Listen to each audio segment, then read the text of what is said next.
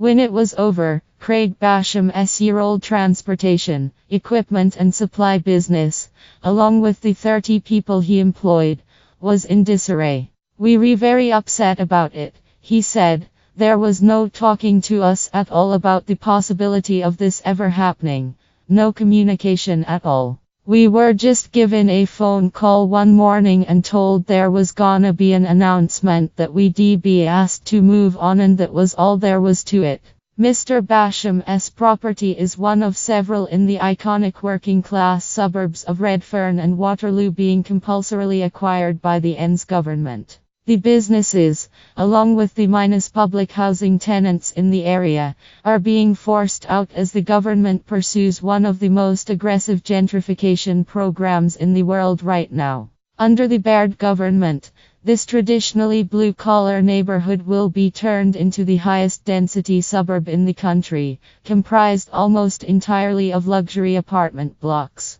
Once the working class and public housing tenants have been removed, an extra train station will be added, ultimately along with people per square kilometer, that's 3 times the nation's second highest density suburb, Permont. It is a housing density seen only in pockets of New York and Hong Kong, and beyond anything in Singapore. Sydney Lord Mayor Clover Moore has described the proposal as shocking and pledged to fight the state government on behalf of the city. This shocking proposal would do untold damage to city communities as well as the state and federal economies. "It will effectively kill the goose that lays the golden egg," she wrote on her website. It's been a particularly tough for Craig Basham, who recently spent millions renovating his warehouse for the coming decades. "It's come as a very rude shock," he said.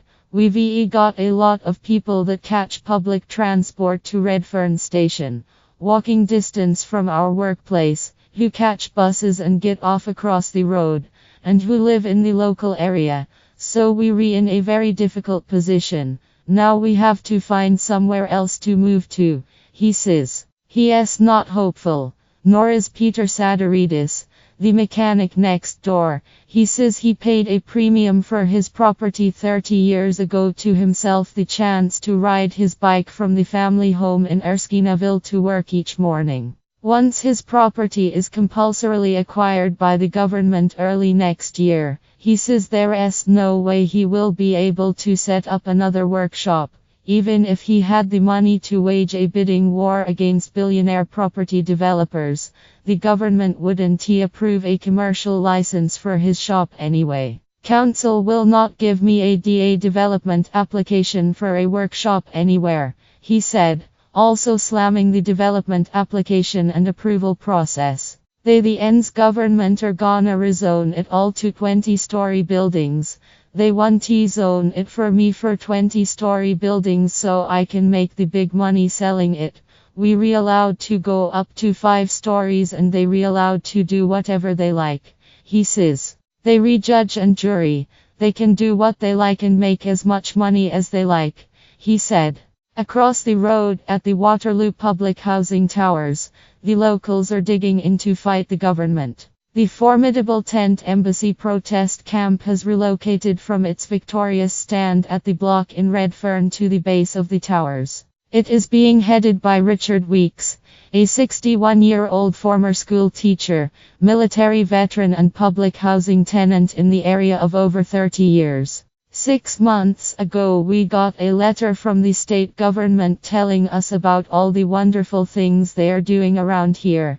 Then a small paragraph in a 4-page document indicated to us we will be moving out in 2017, Mr. Weeks said.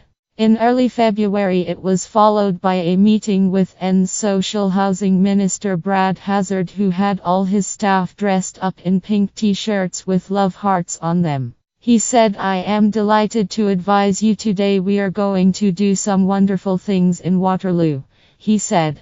The public housing tenants were to be evicted, but they've been given the chance to move back in over the next 10 or 20 years, as the new look Redfern Waterloo area takes shape. But already that idea looks to have been shelved. with plans for the government's first housing project failing to include any housing for people on low to medium incomes. As racial and economic tensions boil over around the world, in Britain, France and the US, Mr. Weeks is stunned the government would try and dismantle what he says is one of the most unique and multicultural communities in the world. This is the most unique place in the world, he said.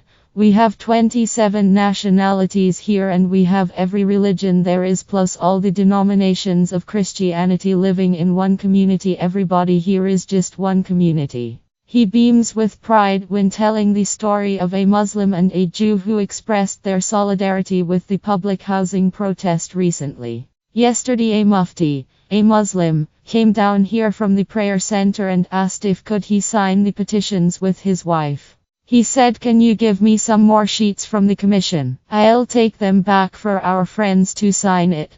And his wife said, "No, there's no need for that. When I was having lunch with the Jewish ladies yesterday they gave me some. And I thought, where in the world will you find a Muslim sitting down having lunch with Jews? Redfern, that's where."